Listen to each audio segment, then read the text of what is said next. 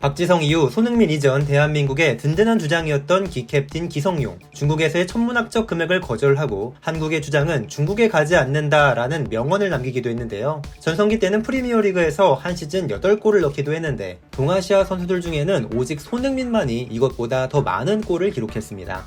심지어 이때 리버풀, 첼시, 맨체스터 유나이티드 등 강팀이란 강팀은 다 꺾어봤고 FC 서울과 셀틱, 스완지, 썬더랜드, 대한민국 등 몸담은 팀이 대부분 메이저 대회 결승까지 진출했던 독특한 기록도 있었었죠. 그가 뛰었던 대표팀 110경기 동안 중원은 참 든든했었습니다. 기성용의 커리어를 돌아보겠습니다. 기성용은 1989년 광주의 임곡동에서 태어났습니다. 이곳은 행주 기시들이 많이 모여 사는 집성촌이었는데 축구선수 출신이자 행정가인 아버지 기영옥 씨는 김태형, 윤정환, 남기일, 고종수 등 수많은 호남 출신 스타들을 키워낸 감독이었고 아들인 기성용에게도 축구하기 좋은 환경을 제공할 수 있었습니다. 육상과 사격을 했던 어머니도 기성용에게 좋은 신체를 물려줄 수 있었는데요. 아버지는 기성용이 초등학교 3학년일 때 광양중학교 1학년 학생들과 축구를 해보게 했는데 프리킥골을 멋지게 성공시키는 것을 보고 킥에 감각이 있다고 판단, 정식적으로 축구를 시작하게 했다고 하죠. 빠르게 성장한 기성용은 2001년 만 12살에 차범근 축구대상 대상을 수상합니다. 그리고는 중학교 1학년 때 아버지의 권유로 호주의 존 폴 칼리지로 유학기를 떠나는데요. 당시에는 박주영, 백지훈, 오범석 등의 선수들처럼 브라질로 유학 가는 것이 대세였지만 기영옥 씨는 만일을 위해 영어라도 마스터시키겠다는 생각으로 호주로 보냈다고 합니다. 전 국가대표 출신 김판근이 운영 중인 BSP 유스 아카데미에서 4년 6개월간 활동하면서 기성용은 영어도 마스터하고 자유로운 분위기 속에 축구를 즐길 수 있었다고 하죠. 우수한 실력으로 연령별 국가대표로도 뽑혀 2004년에는 16세 이하 청소년 대표팀 소속으로 도요타컵에 참가, 결승전에서 네덜란드를 상대로 1대2로 뒤지고 있던 중 동점골과 역전골을 넣고 3대2 승리 및 우승을 이끌면서 대회 MVP에 선정되는 등 동나이 때 최고의 실력을 뽐냅니다. 고등학생이 돼서야 한국에 돌아왔고 금호고등학교에 재학하는데 이 시절에 기성용이 직접 자청해서 수원 삼성 블루윙즈 입단 테스트를 봤다고 합니다. 이틀간에 걸친 테스트에서 곧잘 해냈고 차범근 감독도 계약을 하고 싶었지만 세부적인 조건이 맞지 않아 결렬됐다고 하는데요. 이후 2005년 말에 실시된 드래프트에서 최대 라이벌 FC 서울의 우선 지명을 받으면서 2006년에 입단, 프로에 직행하게 됩니다. 이후 서울의 레전드가 될 기성용이지만 만약 수원의 테스트에 합격하고 입단했다면 두 팀의 운명이 크게 바뀔 수도 있었을 것 같죠. 입단 첫 해에는 2군에서만 뛰었지만 2년 차에 세뉴 귀네슈 감독이 신인들에게 많은 기회를 주면서 꾸준히 출장했으며 87년생들이 주축이 된 2006년 아시아 청소년 대회와 2007년 20세 이하 월드컵에서도 팀의 유일한 89년생 막내로 활약합니다. 하지만 아직 어리고 혈기왕성했던 시기에 기성용은 여러 돌발 행동들을 하기도 했는데 베이징 올림픽 최종 예선 경기가 0대0 무승부로 그친 것에 비난글이 빗발쳤고 개인 휴대전화로까지 욕설 문자를 받자 싸이월드 미니홈피를 통해 답답하면 너희들이 가서 뛰던지 라고 적어 분한 마음을 감추지 못하기도 했었죠. 이때부터는 여러 논란도 나왔지만 이런 과정을 거쳐 나중에 든든한 기캡틴으로 성장하게 됩니다. 기성용은 입단 3년 차인 2008년에 만 19살의 나이로 곧바로 리그 최고급 기량을 선보였으며 서울은 박주영과 정조국, 이청용의 활약으로 우승 경쟁을 펼칩니다. 이 시즌에 기성용은 최대 라이벌 수원과의 경기에서 극적인 결승골을 넣었는데 이후 일명 캥거루 세레머니로 또 논란의 주인공이 되는데요. 이 셀레브레이션이 2006 월드컵 때 토고와의 경기에서 한국팀이 실점 후 당했던 모션이어서 대선배인 이훈재를 도발했다는 의혹을 받게 됩니다. 이에 대해 기성용은 엠마누엘 아데바요르를 좋아해서 해당 세레머니를 따라했다고 말했지만 여러모로 수원 팬은 기분이 안 좋을 수 있는 상황. 하지만 이 시즌 플레이오프 결승전에서 두 팀이 다시 만나는데 이번엔 수원이 승리하면서 우승하였고 곽희주가 캥거루 세레머니를 복수하면서 사건이 일단락됐습니다. 우승은 실패했지만 기성용은 친구인 이청용과 시즌 베스트 11에도 오르면서 활약을 인정받는데 겨우 만 19살에 베스트 11에 든 것은 이전 고종수의 기록을 경신한 최연소 기록이었습니다. 2008년 9월에 성인 대표팀에도 데뷔한 기성용은 단 2경기 만에 북한과의 월드컵 최종 예선 경기에서 귀중한 데뷔골을 터뜨렸으며 주가가 크게 올라 곧바로 유럽 무대에서도 러브콜을 받았는데요. 2009년 여름에 스코틀랜드 명문 셀틱의 오퍼가 도착하지만 이미 이청용을 볼튼 원더러스로 떠나보낸 서울은 기성용까지 곧장 보낼 수가 없었기 때문에 시즌이 끝난 후 겨울에 이적시키기로 합의합니다. 이적이 확정된 후에도 열심히 남은 시즌을 소화한 기성용은 2년 연속 리그 베스트 11에 선정됐으며 아시아 올해 유망주상까지 받은 후 팬들의 박수를 받으며 스코틀랜드로 향했죠. 적절히 기회를 받으며 적응에 들어간 기성용이지만 자신을 영입한 토니 모브레이 감독이 경질된 후 잠시 주전에서 밀려나는데 그래도 곧 이어진 2010 남아공 월드컵에서 양박 쌍용의 멤버이자 대표팀의 핵심으로 활약했고 사상 첫 원정 월드컵 16강의 주역이 되면서 기량적으로 또 한 단계 업그레이드합니다.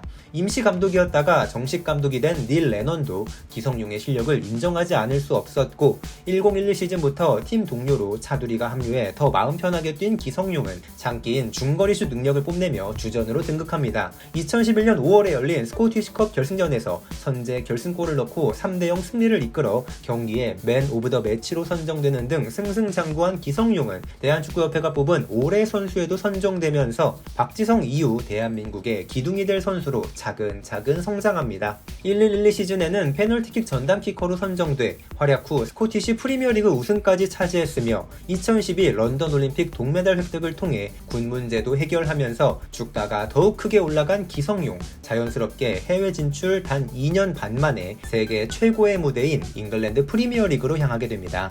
갓 승격 후 중위권에 안착한 스완지 시티가 기성용을 영입한 것인데 당시로는 구단 역사상 최대치에 해당하는 이적료였죠. 첫 시즌에 주전으로 활약해 모든 대회 38경기 5도움을 기록하며 연착륙한 기성용은 리그컵 대회에서 우승을 함께하면서 클럽 역사상 처음이자 마지막인 잉글랜드 대 메이저 대회 우승에 기여합니다. 16강에서 리버풀, 4강에서 첼시 등 강팀들을 꺾는 파란을 일으킬 때도 기성용은 풀타임으로 활약했죠.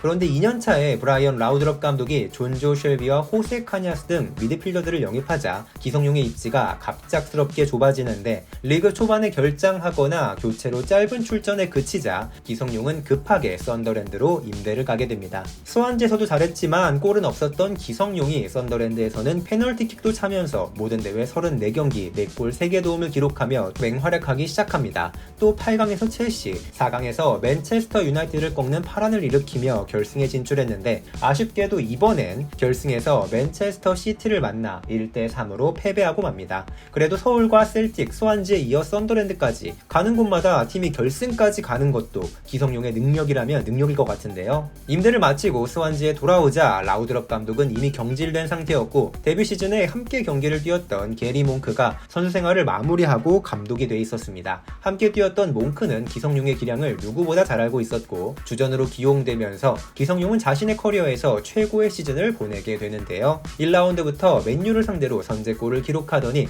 리그 하반기에는 무려 5골을 넣으면서 골 넣는 미드필더로 변신한 기성용. 26라운드에서는 또다시 맨유를 상대로 골을 내준 지 2분 만에 동점골을 기록, 역전승의 발판을 마련해 맨유 킬러의 모습을 보인 결과 이 시즌에 스완지는 맨유를 상대로 더블을 달성합니다. 이렇게 리그에서 33경기 8골을 기록한 기성용인데 미드필더가 필드골로만 8골을 기록한 것은 분명 탑급 미드필더가 아니면 해낼 수 없는 모습이었습니다. 그리고 프리미어리그 8골은 동아시아 선수들 중 오직 손흥민만이 더 많은 골을 넣었을 뿐 박지성, 오카자키 신지, 미토마 카오루 등 아무도 리그 8골을 기록하지 못했습니다. 워낙에 잘했던 덕분에 시즌이 끝난 후 이탈리아의 명문 유벤투스의 제안을 받기도 했지만 스완지가 원하는 이적료와 이견이 있어서 이뤄지지 못했는데요. 만약 유벤투스로 이적을 했다면 한국 축구의 레전드 계보는 틀림없이 손차박 뒤로 이어졌을 것입니다. 또한 토너먼트의 강자인 기성용이 주장 완장을 물려받고 출전한 2015 아시안컵에서 대한민국은 조별 예선부터 4강까지 단 한 개의 실점도 허용하지 않고 결승에 진출합니다. 올리 슈틸리케가 가틸리케로 불렸던 이 시절에 결승은 아쉽게도 연장 접전 끝에 호주에게 패배했지만 돌아보니 기성용이 뛴 팀은 정말 많은 결승전에 진출했었죠. 그러나 1516 시즌에 게리 몽크 감독이 성적 부진으로 경질되고 부임으로 프란세스코 귀돌린 감독이 부임하면서 기성용의 입지가 크게 흔들리는데요. 경쟁자들에 빌려 벤치를 지키거나 결장하는 일이 잦아졌고 새 시즌에 사우스햄튼과의 경기 중에 교체된 후 악수를 거부해 불화 논란이 일어났습니다. 무승이 이어진 후 귀돌린 감독이 경질됐지만 새로운 감독으로 온 밥 브래들리가 역시 3개월도 못 가 다시 경질되는 등 어지러운 분위기가 이어졌는데 이런 상황에 당시 세계적인 스타들을 모으고 있던 중국이 기성용을 영입하려고 유혹하기 시작합니다. 마누엘 페레그리니를 감독으로 선임한 허베이 FC가 먼저 연봉 약 80억 원을 제시했고 안드레 비아스 보아스 감독을 선임한 상하이 상강은 무려 220억에 달하는 연봉을 제시했다고 알려졌는데요. 하지만 아직 유럽 무대에서 이루지 못한 꿈이 많다 않다고 느낀 기성용은 그 유명한 대한민국의 주장으로 있는 동안은 중국에 가지 않는다라는 말을 남기고 수완지에 잔류합니다. 그리고 이 발언은 후에 손흥민이 사우디아라비아의 거액 오퍼를 거절하면서 성룡형이 한국의 주장은 중국에 가지 않는다고 말했었다. 나 역시 아직 프리미어리그에서 할 일이 남았다 라고 인용하면서 그 의미에 무게감을 더했습니다. 멋지게 팀에 남았지만 아쉽게도 기성용은 이후에 부상의 불운 속에 유럽 커리어가 순탄하게 풀리지는 못했습니다. 팀의 부진은 계속 이어져 귀돌린과 브래들리 감독에 이어 폴 클레멘트와 카를로스 카르발랄까지 단 2시즌 동안 4명의 감독을 거치는 혼란이 이어졌고, 거기에 더해 발가락과 무릎 부상 등 이전에 없던 부상들이 많이 발생하기 시작한 기성용은 아쉬움이 남는 시즌들을 보냈습니다. 결국 17-18 시즌이 끝났을 때 스완지는 18위로 2부 리그 강등되고 말았죠. 계약이 만료된 스완지를 떠나 새로운 팀을 찾던 기성용은 유벤투스는 아니고 유니폼이 비슷한 뉴캐슬 유나이티드에 입단하게 되는데요. 초반엔 모하메드 디아메, 다시 제외한 존조 쉘비와 치열한 주전 경쟁을 펼치느라 잠깐 벤치를 지켰었지만 기다림 끝에 기회를 살려 라파엘 베니테즈 감독의 신임을 얻는데 성공합니다. 그러나 간신히 주전 자리를 따내자마자 참가하게 된 2019 아시안컵에서 햄스트링 부상을 당해 겨우 잡은 기회를 놓치게 되는데 결국 더 이상 대표팀을 병행하는 것은 무리라고 판단해 대표팀 은퇴를 선언합니다. 이제 클럽에만 집중할 수 있었지만 새 시즌을 앞두고 기성용을 좋아했던 베니테즈가 구단주와의 불화 속에 사임하고 스티브 브루스 감독이 부임하면서 또 전력외로 분류가 됩니다. 반시즌 동안 출전 기회를 거의 못 받은 후 2020년 1월에 아직 계약 기간이 6개월 남았지만 계약을 상호 해지하고 자유의 몸이 된 기성용. 이때 K리그로 복귀하기 위해 FC 서울과 협상하지만 조건이 맞지 않아 결렬되는데요. 당시 K리그에서 가장 많은 투자를 하고 있던 전북 현대 모터스와도 이어서 협상했지만 서울에 지급해야 하는 위약금이 커서 불발됩니다. 기성용의 복귀를 원했던 서울의 팬들은 구단이 레전드의 친정팀 컴백에 적극적이지 않다며 분노하는데 결국 새로운 행선지를 찾던 기성용은 스페인의 마요르카에 6개월 단기 계약으로 입단하게 됩니다. 기성용의 능력을 높게 평가하는 팬들은 사실 잉글랜드보다도 스페인에서 더 맞는 축구를 할 수 있는 선수라며 큰 기대를 갖는데 입단 약 보름 만인 2020년 3월 7일 에이바르를 상대로 쿠보 다케우사와 교체 투입돼 데뷔전을 가진 기성용이지만 정말 불운하게도 곧바로 코로나19 여파가 심해지면서 리그가 중단되고 맙니다. 억가도 이런 억가가 싶은 상황이 계속 이어진 것인데요. 약 3개월 후 리그가 재개됐지만 기성용은 공백기 동안 또 불운한 발목 부상을 당해 전력 이탈합니다. 단기 계약이었기 때문에 마요르카도 기성용의 부상 치료에 적극적이지 않았고 기성용도 재계약에 미련을 크게 두지 않았어서 시즌 후 계약 종료로 팀을 떠나게 됐죠. 이렇게 마요르카와의 동행은 단 수개월, 약 10여 분의 출전으로 마무리됩니다. 마요르카를 떠난 후 기성용은 다시 FC 서울과 협상에 들어갔는데 서울은 지난번 협상 실패로 팬들이 많이 화가 난 것을 의식했는지 더 나아진 조건을 제시했고 이를 승낙한 기성용은 2010년에 팀을 떠난 지 딱 10년 만인 2020년에 친정팀에 복귀합니다. 이듬해인 2021년 곧바로 주장에 선임됐고 3월에는 K리그 이달의 선수에 선정되는 등 클래스 있는 활약을 펼친 기성용. 비록 서울은 예전과 같지 않아 하위 스플릿은 기본에 강등 위기인 순위에도 빠지는데요. 그래도 묵묵하게 서울을 이끌고 강등 위기에서 탈출했고 이번 시즌에는 상위 스플릿에 안착할 수 있는 순위들을 기록하고 있습니다. 기성용, 이청용, 구자철 등 이 시절의 선수들은 특히나 유럽에서 좋은 활약을 펼친 후 K리그에 활약을 해줘서 더욱 멋진 것 같죠. 해외에서 모범적이고 환상적인 커리어를 보냈으며 오랫동안 대표팀을 이끌어줘서 너무나 고마운 리빙 레전드 기성용. K리그에서의 말년도 멋진 활약 응원하겠습니다. 지금까지 충나이씨였습니다. 구독과 좋아요 버튼 눌러주시면 힘내서 더 많은 선수들의 레전드 서울 얘기 전해드리도록 하겠습니다. 감사합니다.